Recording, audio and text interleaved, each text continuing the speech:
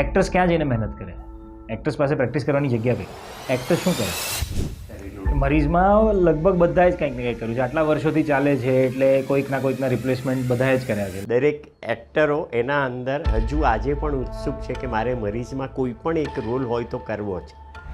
રિલાયન્સથી માંડીને, મ્યુઝિયમથી માંડીને, જૈના ઇન્ટરનેશનલથી માંડીને, અમેરિકાથી લઈને હોંગકોંગ, સિંગાપોર, દુબઈ બધે શો કર્યા. ઇન્ડિયન નેવી માટે, ઇન્ડિયન આર્મી માટે એવી રીતે બધે મોહન આવા કોઈ દિવસ કોઈએ શો નથી કર્યા કે તમે લડાખમાં જઈને શો કરો.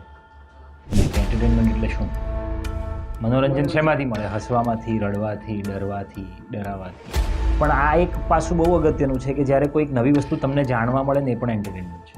એટલે educating the audience is also entertaining.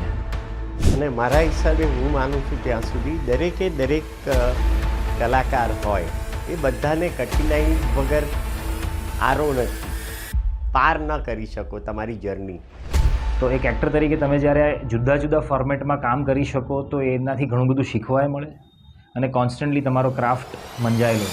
વિચાર્યું છે ક્યારે કે તમારા મનગમતી વ્યક્તિઓમાંની કોઈ વ્યક્તિ સાથે અચાનક જ મુલાકાત ફિક્સ થઈ જાય તો?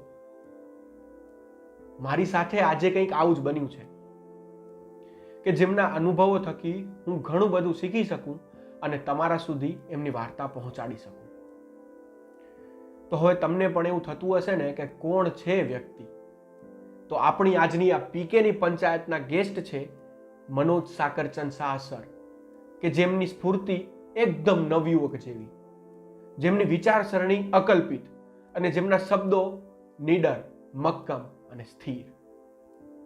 અને એમની સાથે છે એમના ચહિતા, અને એમ કહું તો પણ ચાલે કે આખા ગુજરાતના ચહિતા, કે જેઓએ એમના ટેલેન્ટ થકી આખા દેશમાં આપણા ગુજરાતીઓનો ડંકો વગાડ્યો છે, એવા આપણા બધાના ફેવરેટ પ્રતિક ગાંધી સર. તો હવે તમને એવું થતું હશે ને કે આજે આપણી આ પંચાયતમાં શું મુદ્દો લઈશું? તો વાત છે એક નાટકની અને એની સાથે સંકળાયેલ કલાકારની. એમનું ફાઉન્ડેશન આઈડિયાઝ અનલિમિટેડ અને એની પૂરી ટીમ આજે પણ મુંબઈમાં સતત કાર્યરત છે અને આખા દેશમાં અને ખાસ કરીને ગુજરાતમાં એમના સૌથી વધારે નાટકો આપણને જોવા મળે છે. તો આજે આપણે એમાંના જ નાટકો વિશે વાત કરવાના છીએ. તો એમાંનો જ એક નાટક કે જેને લિમ્કા બુક ઓફ રેકોર્ડમાં પોતાનું સ્થાન મેળવ્યું છે, તો આવો અદ્ભુત અને ખૂબ જ સરસ રીતે લખાયેલો અને પ્રસ્તુત કરાયેલો, મનોજ સર દ્વારા દિગ્દર્શિત, પ્રતિક સર દ્વારા અભિનીત આ નાટક એટલે કે મોહનનો મસાલો. અને મનોજ સરની જ બીજી પ્રસ્તુતિ હું ચંદ્રકાંત બક્ષી. ચંદ્રકાંત બક્ષી જે બહુ જ મોટા લેખક થઈ ગયા, એમના વિશે આ નાટક છે. આ બંને અદ્ભુત નાટકો અમદાવાદના ઠાકોરભાઈ દેસાઈ હોલમાં થોડી વારમાં જ રજૂ થવા જઈ રહ્યા છે. તો અમે તો આ બંને અદ્ભુત નાટકો માણવાના છીએ. તો હવે હું વધારે કંઈ ના બોલતા આપણે મનોજ સર અને પ્રતિક સર જોડેથી જ એમની અવનવી વાતો જાણીએ. વેલકમ મનોજ સર, વેલકમ પ્રતિક સર. અત્યારે હું નર્વસ છું, એકદમ ખુશ છું. સપનું મારું કહેવાય ને કે એક રિયાલિટી બની ગયું છે કે હજી ઊંઘમાં છું કાંઈ ખબર પડી રહી નથી મને. અત્યારે હંબલ થઈ રહ્યું છે. બહુ જ ખુશ છું હું તમને મળીને. સ્વાગત છે તમારું મારી પીકેની પંચાયતની અંદર. પ્રતિક સર, તમને ગુજરાતનો કોઈ પણ એવો યુવાન કે કોઈ પણ એવી યુવતી કે આપણી જનરેશનનું કોઈ એવું વ્યક્તિ નહીં હોય જે તમને મળવાની ઈચ્છા ના ધરાવતું હોય. જે તમે સ્કેમની અંદર આપણા આખા દેશભરમાં આપણા ગુજરાતીઓનો તમારા એક્ટિંગથી જે ડંકો વગાડ્યો છે, અત્યારે સ્કેમનું બીજીએમ વાગે કે હર્ષદ મહેતાનું ક્યાંય બી નામ આવે ને તો પહેલો ચહેરો તમારો સામે આવે છે. હવે એવું સાંભળવામાં આવ્યું છે કે તમારા બંનેની કેમેસ્ટ્રી એટલે ધી બેસ્ટ સર. તો સર તમને પૂછીશ, મનોજ સર અને તમારી પહેલી મુલાકાત, તમારો પહેલો ભેટો કઈ રીતે થયો, કઈ રીતે આ જર્ની એક અત્યારે સફળ થઈ રહી છે, કઈ રીતે શરૂઆત થઈ એની? મેં 2005માં છે ને એમનું મનોજભાઈનું એમણે ડિરેક્ટ કરેલું એક નાટક જોયું હતું, મરીઝ, પૃથ્વી ફેસ્ટિવલમાં. અને ત્યારે મને એમ થયું હતું કે મારે આવું કંઈક આ પ્રકારના નાટકો કરવા છે. પછી હું એમને મળ્યો હતો અને પછી અમે લોકોએ પહેલું સાથે નાટક કર્યું હતું માસ્ટર મેસ્ટ્રો સ્વામી, એક મૂંગું નાટક હતું જે 2005 પૃથ્વી ફેસ્ટિવલમાં જ કરી રહ્યા હતા. અને ત્યારે હું એમને મળ્યો અને એ પહેલું નાટક અમે સાથે કર્યું. અને ત્યાર પછી અત્યાર સુધીમાં અમે અઢળક નાટકો કર્યા, દરેક નાટકના અઢળક શો કર્યા. અને આઈ ગેસ અમે લોકો મળ્યા ત્યારે જ એવું લાગતું હતું કે હા આ બરાબર છે બધું. એટલે અમુક છે ને તમે કોઈને મળો ને એક પ્રકારની કેમેસ્ટ્રી રચાય ને એક્સેપ્ટન્સની, ઇટ હેઝ હેપન બિકોઝ જે મેં મેસ્ટ્રો માસ્ટર સ્વામી કરેલું એ યુરોપના રાઇટરોને લઈને કરેલું. હવે જે નાટક હતું એ આખું નાટક 45 મિનિટનું સાયલેન્ટ નાટક હતું. માયમ ટાઈપનું. માઇમ નહીં, માઇમ. હા, દેટ્સ ઓકે. પણ માઇમ નહીં, એ સંપૂર્ણ નાટક હતું. એમાં માઇમિંગ પણ હોય, ડાન્સ પણ હોય, જાત જાતના અંગ કસરતો પણ હોય, એ બધું જ હોય. અને એ ટાઈમે પ્રતિકને પણ ઉત્સાહ હતો અને મારો પણ ઉત્સાહ હતો કંઈક નવું કરવાનું. એવી રીતે ભેગા થયા અને એક આખી ટોળકીમાં એકદમ સમાઈ ગયો આઈડિયાઝ અનલિમિટેડ. ત્યારે તમે 34-35 જણા સ્ટેજ પર 45 મિનિટ સુધી એક પણ જાતનો ડાયલોગ બોલ્યા વગર કંઈક કરી રહ્યા હતા. અને આખું એકદમ અલગ જ જુદા પ્રકારનું કંઈક એક્સપેરિમેન્ટ કર્યું હતું. એટલે હું ત્યારે 35માનો એક હતો અને ત્યાર પછી એમણે બીજું નાટક કર્યું. પછી અમે અપૂર્વ અવસર કર્યું. અપૂર્વ અવસરથી પછી અમે ફૂલ લેન્થ કેટલા બધા નાટકો ટ્રાવેલ કર્યું અપૂર્વ અવસર લઈને. અને જૈન નાટકોની પરંપરા જેને કહેવાય કે જૈન નાટકો લોકો જોતા થયા ને લોકો ભજવતા થયા, ત્યારથી એ દિશા ઓપન થઈ જૈન નાટકોની. એટલે સંસ્થાઓને મંડળોને લાગ્યું કે જૈન નાટકો કરવા. એ જોઈને પછી બીજા બધા ધાર્મિક જે મંડળો છે એને પણ એ થયું કે ધર્મનો સંદેશો હોય કે કોઈ પણ એવા સંદેશા પ્રોપર તમારે કરવા હોય લોકો સુધી, એના માટે આ નાટક એક અદ્ભુત માધ્યમ છે. સર, મરીઝનો પ્રશ્ન મારે પૂછવાનો હતો પણ સરે વાત કાઢી એટલે હમણાં જ પૂછી દઉં કે એ સમયે પૃથ્વી થિયેટરની અંદર ધૂમ મચાવી દીધી હતી. એ સમયે તો શાયદ હજી અમે ચાલતા પણ માંડ થયા હશું. તમારી જર્ની તો સર બહુ જ ઇન્સ્પાયરિંગ છે. એ મરીઝ નાટક વિશે થોડું કંઈક જાણવા મળી જાય, એ સમયની તમારી યાદો કાંઈ તમને યાદ આવતી હોય કે લાઈફ ટાઈમ તમારી સાથે રહેવાની છે. પહેલાં તો હું કહું કે મરીઝમાં પણ આણે કંઈક રોલ કર્યા છે. હું ભૂલી ગયો છું શું કરેલું. મરીઝમાં લગભગ બધાએ જ કંઈક ને કંઈક કર્યું છે. આટલા વર્ષોથી ચાલે છે એટલે કોઈકના રિપ્લેસમેન્ટ બધાએ જ કર્યા છે લગભગ ગુજરાતી. એટલે એ બહુ મોટામાં મોટી ઘટના છે. દરેક એક્ટરો એના અંદર હજુ આજે પણ ઉત્સુક છે કે મારે મરીઝમાં કોઈ પણ એક રોલ હોય તો કરવો છે. ઓકે, તો આ મરીઝની બહુ સરસ વાત છે. અને બધી ટીમ એવી છે અમારી જેને કહેવાય ને કે ટીમ વર્કથી થિયેટર બને. તો આઈડિયાઝ અનલિમિટેડની ટીમ જ એવી છે કે એ થિયેટર બનાવ કરે છે, નાટકો ઘડ્યા કરે છે. That's it. હવે સર, આ આઈડિયાઝ અનલિમિટેડ તમારું જે ફાઉન્ડેશન, એના વિશે કાંઈ લોકોને બ્રીફ આપી શકો, થોડું માર્ગદર્શન આપી શકો કે શું છે અત્યારે ને? ના, એટલે કોઈ માર્ગદર્શન આપવાની એવું નથી. અમારા જે નાટકો છે એ અમે એમ સમજીએ છીએ કે કંઈક એના અંદર એન્લાઇટનમેન્ટ પણ હોવું જોઈએ, માત્ર એન્ટરટેનમેન્ટ નહીં.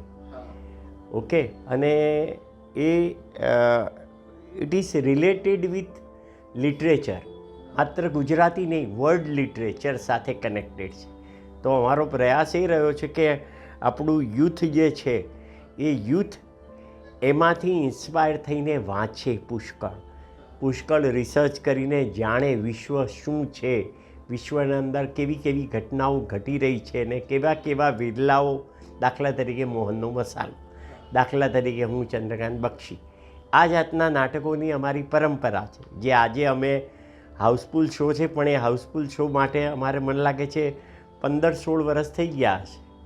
સંસ્થાઓ માટે અમે કર્યા, બહુ મોટી સંસ્થાઓ માટે, રિલાયન્સથી માંડીને, મ્યુઝિયમથી માંડીને, જૈના ઇન્ટરનેશનલથી માંડીને, અમેરિકાથી લઈને હોંગકોંગ, સિંગાપોર, દુબઈ, બધે શો કર્યા. ઇન્ડિયન નેવી માટે, ઇન્ડિયન આર્મી માટે, એવી રીતે બધે મોહન. આવા કોઈ દિવસ કોઈએ શો નથી કર્યા કે તમે લડાખમાં જઈને શો કરો. ઓકે, પછી નેવીની દરેક બ્રાન્ચમાં, કેરલા હોય, મુંબઈ હોય, પૂના હોય, દરેક જગ્યાએ જે લોકોએ નાટક જોયા જ નથી નેવલ હોય કે આપણા મિલિટરીમાં, એ લોકોને બિચારાને ટાઈમ જ નથી હોતો એવો. પણ એવી ગોઠવણ થઈ ગઈ સમહાઉ ધી અધર. ગાંધીજીએ ગોઠવણ કરી હશે, એમની દાંડી કૂચ અમારા માટે તૈયાર રાખી હતી તો we are travelling on that Dandi ને આઈડિયાઝ અનલિમિટેડમાં એક બીજી ઇન્ટરેસ્ટિંગ વસ્તુ શું છે કે આપણે જનરલી જે એવું માની લઈએ છીએ ને કે એન્ટરટેનમેન્ટ એટલે શું, મનોરંજન શેમાંથી મળે? હસવામાંથી, રડવાથી, ડરવાથી, ડરાવાથી, કે તમે કંઈક વસ્તુ તમને અચંબિત કરી નાખે. આ બધા જે રસ છે એ જ જનરલી આપણે નાટકોમાં, ફિલ્મોમાં. પણ આ એક પાસું બહુ અગત્યનું છે કે જ્યારે કોઈક નવી વસ્તુ તમને જાણવા મળે ને એ પણ એન્ટરટેનમેન્ટ છે. એ પણ લોકોને મનોરંજન આપે કે યાર આ ખબર જ નથી, આમાં મજા આવી. તો જનરલી જેટલા પણ નાટકો થાય છે ને એ બધા જ નાટકો આવા છે કે એ વિષય વિશે કે જેમના વિષયની વાત કરીએ છીએ, સબ્જેક્ટ જે રીતે મુકાયો છે એ કદાચ લોકો સુધી એવી રીતે પહોંચ્યો જ નથી.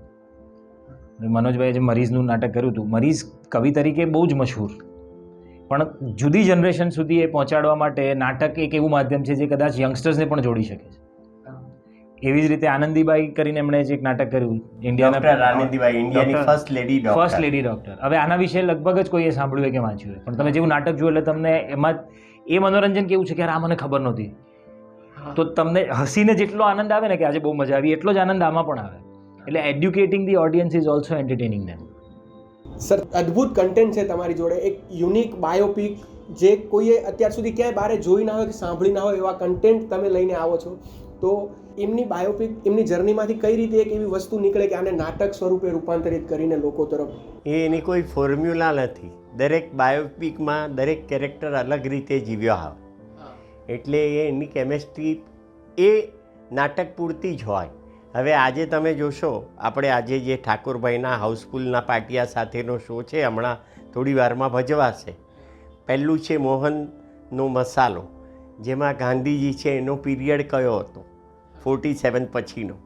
પછી આ જે છે ચંદ્રકાંત બક્ષી, એનો ગાળો કયો છે? 70s ને એ પહેલાંનો ગાળો જે છે 80 સુધી. ઓકે, હવે એ બંને ગાળામાં ફરક કેટલો છે? ઓકે, પણ એ અને બંનેની તાસીર, માણસ તરીકેની તાસીર કેટલી ઇનડેપ્થ છે એના અંદર, એ અલગ અલગ એમાં દેખાઈ આવે એમ.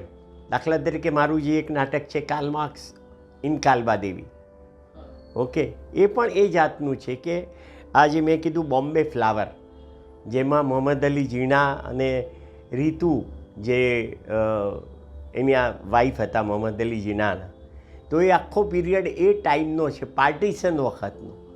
એટલે મને આ બધી વસ્તુ મને પણ પોતાને ચકિત કરી દે છે, હું વાંચતો હોઉં ક્યારે. એટલે એ ચકિત કરી નાખે, એટલે હું એમાં જરા રમમાણ રહ્યા કરું અમુક ટાઈમ સુધી. અને પછી મને લાગે કે આ જેટલી મને મજા આવી છે એટલી પ્રેક્ષકોને મજા આવશે. અને એમાં પ્રતીક છે, ધર્મેન્દ્ર છે, એ બધા મારી સાથે જોડાય. અને બાયોપિકની વાત શું છે કે તમે બુક વાંચી હોય, એ કેરેક્ટર વિશે જાણતા હો કે ક્યાંક વાંચ્યું, સાંભળ્યું હોય. હવે નાટકનું એક જે માધ્યમ છે કે ફિલ્મનું જે માધ્યમ છે, એમાં વાર્તાના સ્વરૂપે જ્યારે એ વસ્તુ તમારા સુધી પહોંચાડવી હોય ને, તો એ એવી રીતે પહોંચાડવી પડે કે તમને એનો કોન્ટેક્સ્ટ પણ મળે અને એની વાત ડાયલ્યુટ થયા વગર તમારા સુધી પહોંચે, આમ તેમ ન થઈ જાય.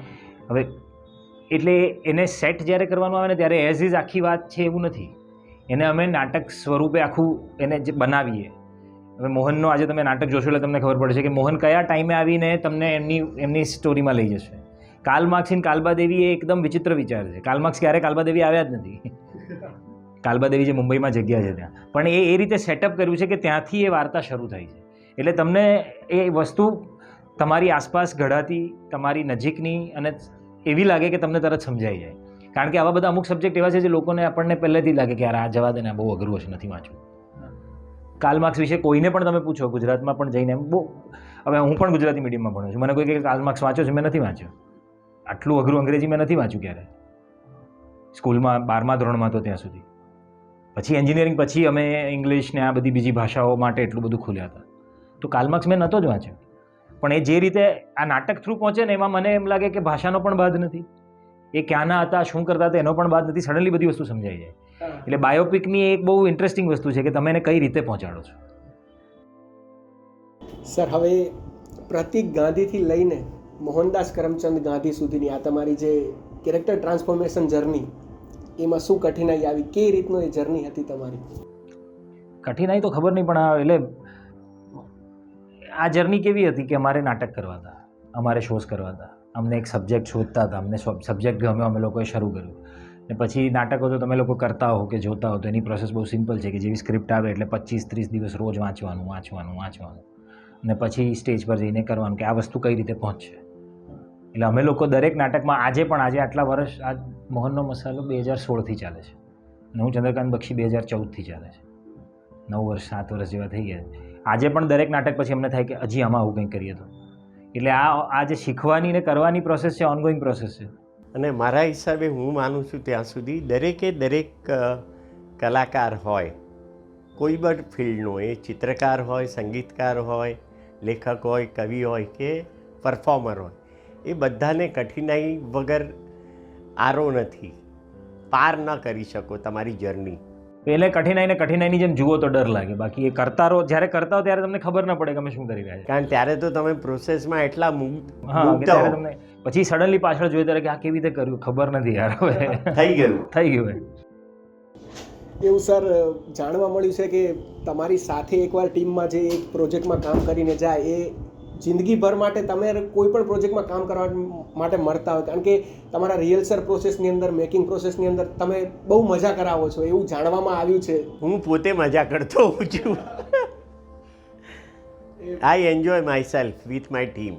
સર અમે તો જોયું પણ નથી, વર્ષો પહેલાં તમે નાટકો કર્યા છે તો તમે બહુ સારા એક્ટર છો, તો એ સમયે તમે કોઈ કરેલો એક્ટ કે જે તમારે જીવનભર યાદ રહેશે કે આ મારું એક્ટિંગનું બેસ્ટ કામ હતું ને મને દિલથી સંતોષ થયો આ કામ કરીને એઝ અ એક્ટર?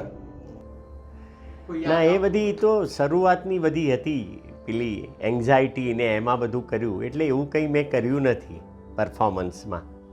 મને ગમતું હતું એ હું કરતો હતો, જે બી રોલ હોય, એટલે એવું કંઈ મેં ઉખાડી નથી લીધું ઝાડ કે ઓહો શું કરી લીધું મેં. પણ મજા આવતી હતી ને હું કરું એમાં મારી સાથે ટીમ હોય એ લોકોને બી મજા આવે. એટલે it's a growing process together in theatre. તો મનોજભાઈ માસ્ટર ફૂલમણી નામના શો, એક નાટક છે ને એના અમુક શોઝ કર્યા હતા, એમાં બહુ મજા આવતી હતી એમને જોવાની. તમે જોયા છે એમને? હા, અમે લોકોએ સાથે સ્ટેજ પર કામે કર્યું છે. પણ જ્યારે હવે એવું હોય કે એક માણસ રાઇટિંગમાં પણ ઇન્વોલ્વ હોય, પછી ડિરેક્ટર પણ હોય, પછી એ એક્ટ પણ કરે, એટલે એ ભાર એટલો બધો વધી જાય કે ત્યારે પછી સ્ટેજ પર અમે બહુ બધા ગુફો પણ કરીએ. સર વર્ષોથી તમે રંગમંચ અને અવનવી વાર્તાઓ અને નાટ્યદેવ સાથે સંકળાયેલા છો, તો એવું શું મોટિવેશન છે કે હજી સુધી પણ તમને એ વસ્તુ કરવા માટે પ્રેરે છે કે મારે આ જ વસ્તુ છેક સુધી કરવી છે? ના, આઈ ડોન્ટ કમિટ કે મારે આ જ ઠેઠ સુધી કરવું છે. કાલે ઉઠીને હું માત્ર ચોપડીઓ જ વાંચીશ એવું પણ કરવું, એટલે એવું આઈ ડોન્ટ કમિટ એનીથિંગ. પણ ગમે છે, મજા આવે છે ત્યાં સુધી, અને મને સ્પેસ મળે છે, મારી સાથે છે બધા જોડાયેલા, ત્યાં સુધી કરું છું, કરતો રહીશ. એટલે એવા કોઈ કમિટમેન્ટ નથી કે હું આમ નોછાવડ થઈ જઈશ સ્ટેજ ઉપર ને છેલ્લો સીન હોય ને હું એમાં મરી જાઉં, એવું બધું મારે એવા કોઈ ધખારા નથી. મારે મસ્ત સારી સિનેમાઓ જોવી છે, સારા નાટકો જોવા છે, સારી કવિતાઓ સાંભળવી છે, તમારા જેવા નવા યુવકો સાથે સત્સંગો કરવા છે. That is my journey, that's what I am enjoying. ફ્યુચરમાં પણ કદાચ અમને ફરીથી મળવાનો મોકો મળે એવી ભગવાનને પ્રાર્થના કરું છું. એકદમ, ભગવાનને પ્રાર્થના ન કરો, અમને જ કરજો ફોન કરીને ડાયરેક્ટ. 100% સર. ડાયરેક્ટ આપણે વચ્ચે રાખીએ નહીં, બિચારા ભગવાનને બીજા બહુ કામો છે. એણે અમને બધી નવી નવી સ્ક્રિપ્ટોના વિચારો મોકલવાના છે, એટલે late him do that job. આપણે બે તો ફોન પર મળી લઈશું. સર અત્યારે તમે આખા ભારતભરમાં ઓટીટી અને મૂવીઝમાં ધૂમ મચાવી દીધી છે, તો પણ હજુ આ રંગમંચ અને થિયેટરને હજી પકડી રાખ્યું છે. એ શું છે કે ઘણા લોકો હવે મૂવીઝમાં જતા રહ્યા છે આપણી ઇન્ડસ્ટ્રીમાંથી કે થિયેટરથી, એ તરફ જ ધ્યાન આપે છે. તમે હજુ પણ આ થિયેટર સાથે સંકળાયેલા છો? પેલા જાકમજોળ જોઈ છે બોલિવૂડની, હા ના, તે તરફ નથી મોહિત થયા? એક તો પહેલાં છે ને, થિયેટર એ એક જુદો પ્રકાર છે વાર્તા કહેવાનો. આ એક જુદું ફોર્મેટ છે, ફિલ્મ જુદા ફોર્મેટ છે અને સિરીઝ જુદું ફોર્મેટ છે. તો એક એક્ટર તરીકે તમે જ્યારે જુદા જુદા ફોર્મેટમાં કામ કરી શકો તો એનાથી ઘણું બધું શીખવાય મળે, અને કોન્સ્ટન્ટલી તમારો ક્રાફ્ટ મંજાયેલો રહે, તમારા હાથ વાત બધું તૈયાર, તમારા બધા શસ્ત્રો સરંજામ તૈયાર રહે, એવું મને લાગે. અને બીજું એવું છે કે એક્ટર્સ ક્યાં જઈને મહેનત કરે? એક્ટર્સ પાસે પ્રેક્ટિસ કરવાની જગ્યા કઈ?